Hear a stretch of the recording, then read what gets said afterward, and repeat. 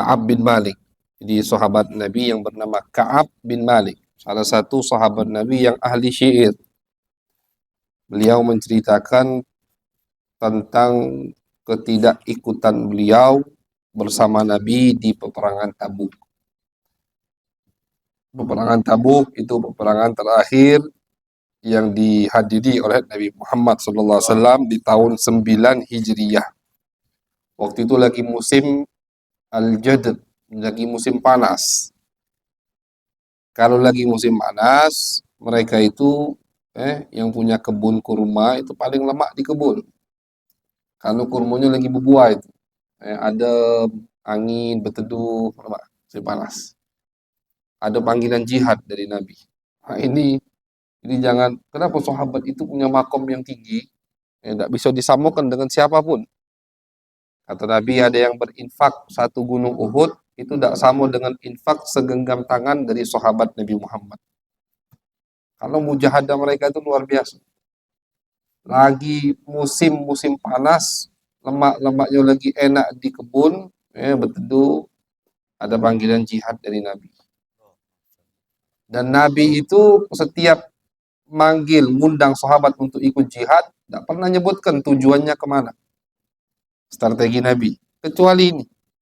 Di Tabuk ini Nabi sebutkan, kita akan jihad ke Tabuk, melawan pasukan Romawi.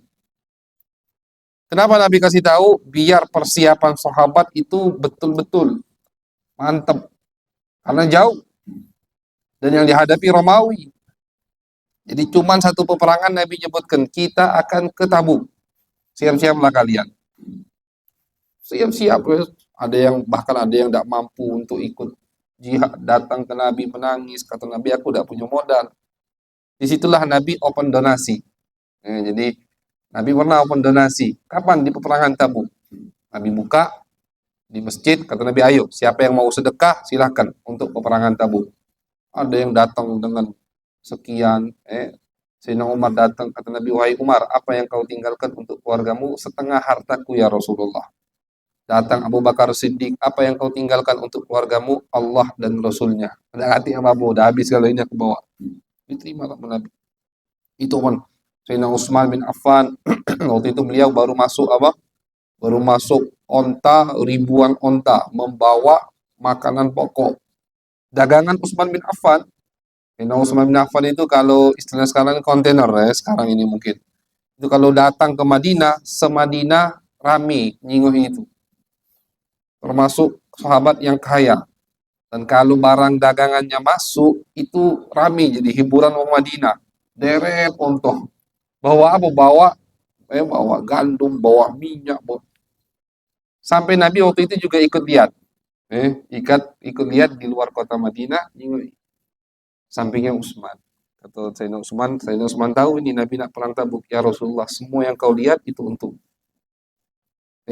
Semua yang kau lihat ini ya Rasulullah untuk perang Tabuk ini. Nabi langsung angkat tangan. Ya Allah, Utsman nak melakukan apa habis ini tidak apa-apa. Jaminan dari Nabi Muhammad SAW. Jadi beliau beli, punya modal.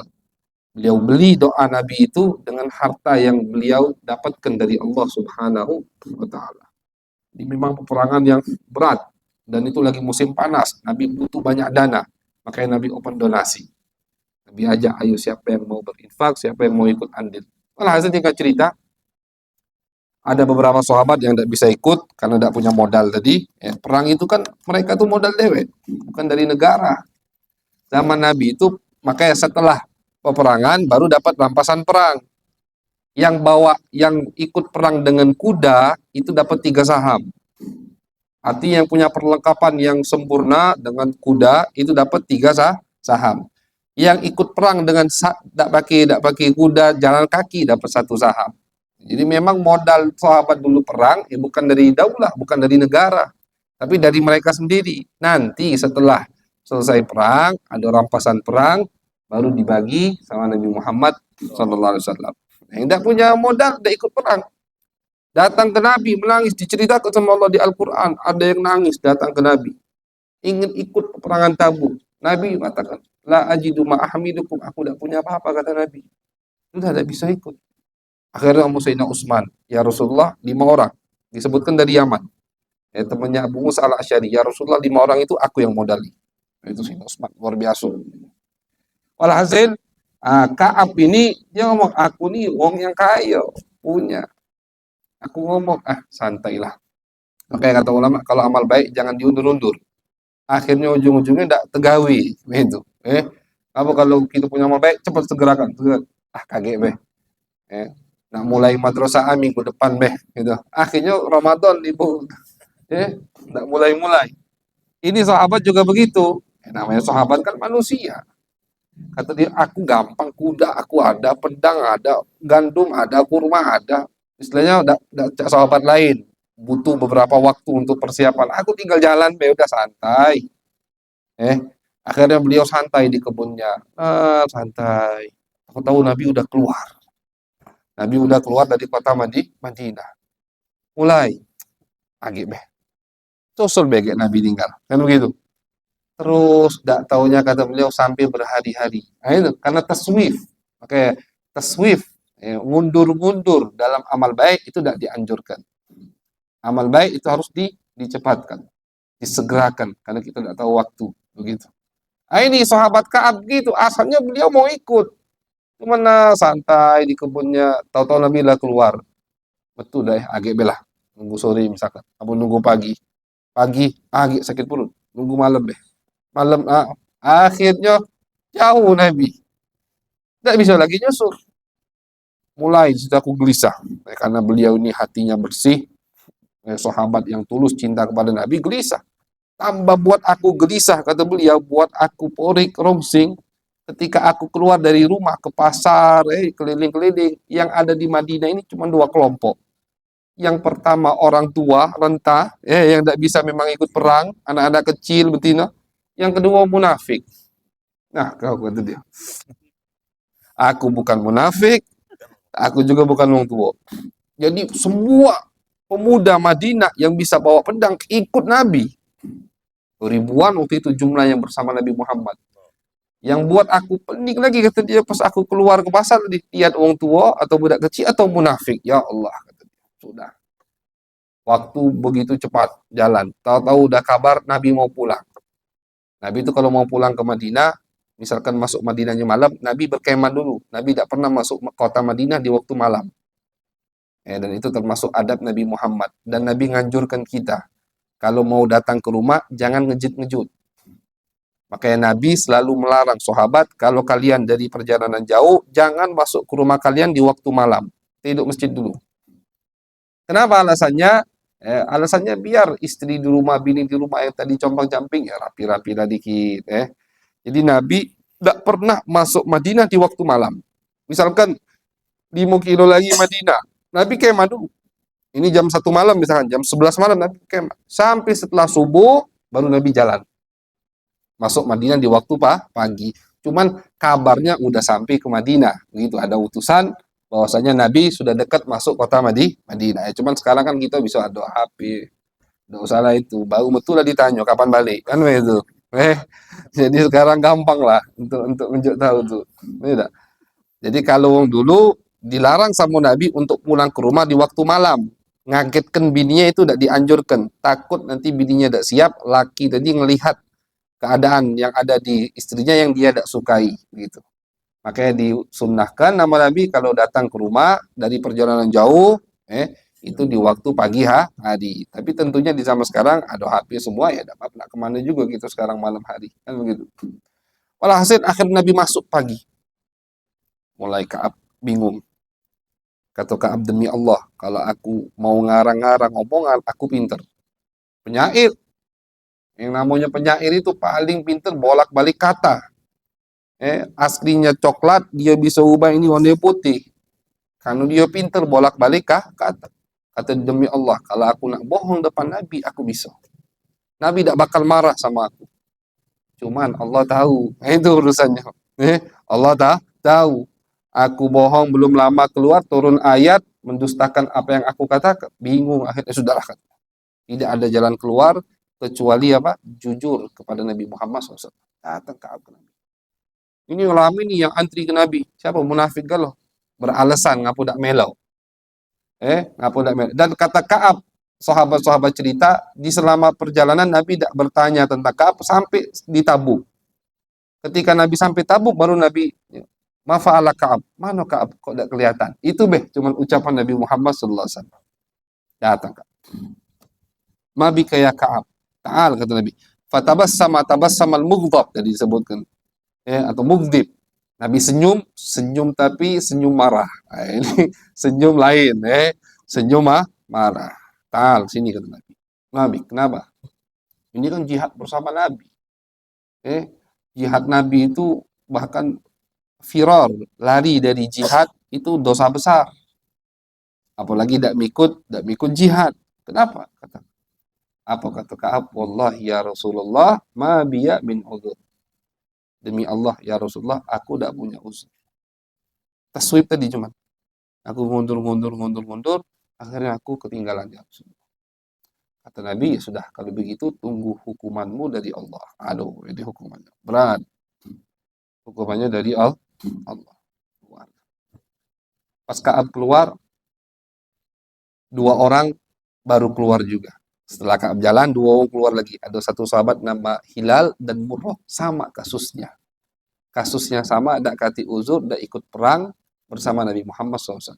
Apa hukuman pertama? Hukuman pertama, semua muslimin di Madinah diharamkan sama Nabi untuk mengajak bicara 3 orang ini. Jadi 3 orang ini tidak diajak ngomong sama semua sahabat. Kata Ka'ab, ya Allah. Kata Ka'ab, kalau yang 2 itu lah tua-tua banyak di rumah. Aku ini masih muda. Aku ke pasar, aku ke sini. Ketemu, tak kata ngajak ngomong, diam. Kenapa? Perintah Nabi. Tak boleh ngajak ngomong 3 orang ini. Sampai kata Ka'ab, aku manjat pagar aku, ke sampingku rumah Abu Qatadah, kawan deket. Kata Ka'ab, wahai Abu Qatadah, kau kan tahu aku ini cinta sama Allah dan cinta sama Rasul. Diam ya Abu Qatadah. Terus diam, tak dijawab. Wah, kata Ka'ab. Sampai 40 malam. Ini hukuman dari Nabi. Jadi, kalau kita, ini ada sebagian ulama, kalau salah Syekh Muhammad Awamah, atau guru beliau Abdul Fattah Abdul Ghuddah, itu mengumpulkan kitab bagaimana tarbiyah Nabi Muhammad, bagaimana pendidikan, didikan atau edukasi yang diberikan oleh Nabi Muhammad kepada murid-muridnya. Itu macam-macam. Ada yang dengan pandangan, ada yang dengan pukulan, tapi pukulnya lembut kan, yang seperti sama Aswad itu, Sawad di peperangan Badar pakai tongkat sedikit. Ada yang begini, tidak diajak ngomong, 40 malam. Setelah 40 malam, datang utusan Nabi ke rumah 3 orang ini. Kata Nabi, istri kalian balikkan ke rumah bapak, bini, ibunya. Kata Ka'ab, apakah Nabi menyuruh kami menceraikan mereka? Tidak. Cuman tidak boleh dekat deh. Jadi istri-istri kalian suruh pulangkan ke rumah orang tuanya. Kalian tinggal dewean di rumah. Ini setelah 40 malam. Dikirim sama Ka'ab, bininya, udah kau balik ke rumah bapak kau. Kenapa kau ceraikan aku? Tidak. Ini perintah Nabi Muhammad SAW. Kecuali istrinya Hilal. Istrinya Hilal datang ke Nabi. Ya Rasulullah, Hilal ini udah tua. Tidak ada yang khidmat kepadanya, bantu. Ya sudah, kata Nabi, tidak apa-apa. Tapi jangan dekat-dekat. Cuman khidmat baik. Ambil baju, muat ini istilahnya. Ya Rasulullah, jangankan dekat. Tertarik aja nggak ada dia ya Rasulullah. Dari kau larang sahabat untuk ngajak dia bicara sampai sekarang gawenya nangis ya Rasulullah. Sudah.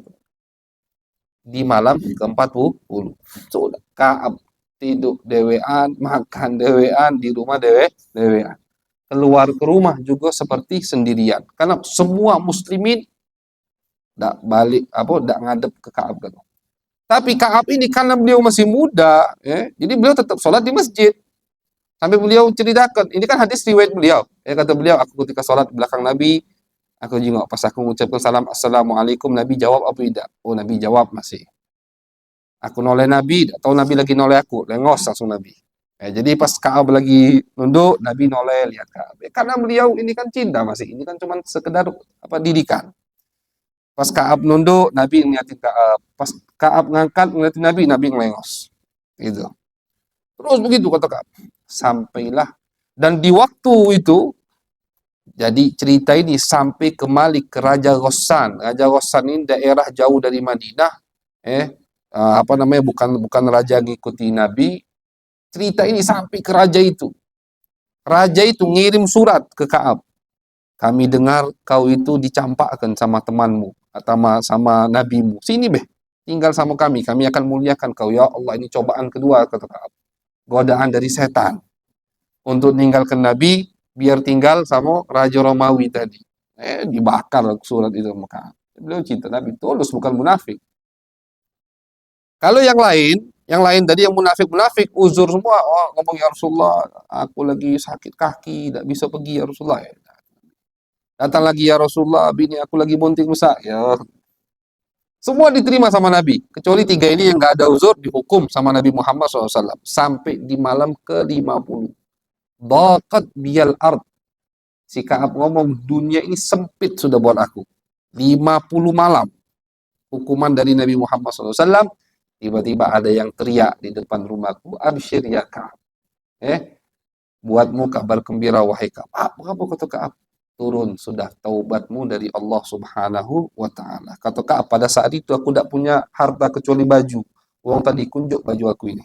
Saking senangnya Ka'ab.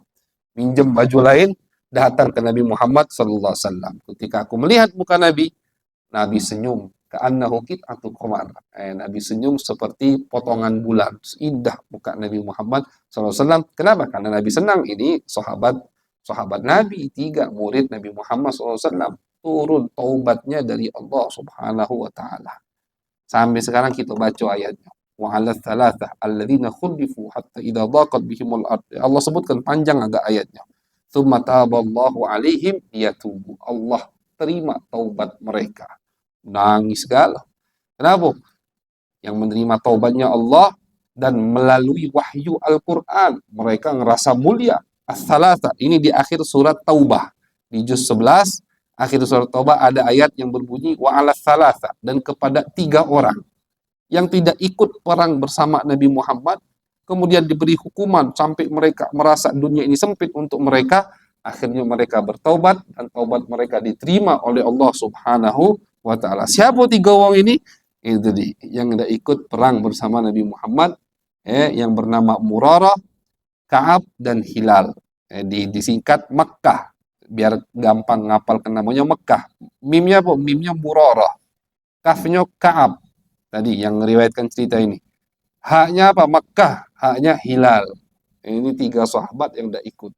Kata Ka'ab, demi Allah, aku tidak pernah senang setelah aku masuk Islam.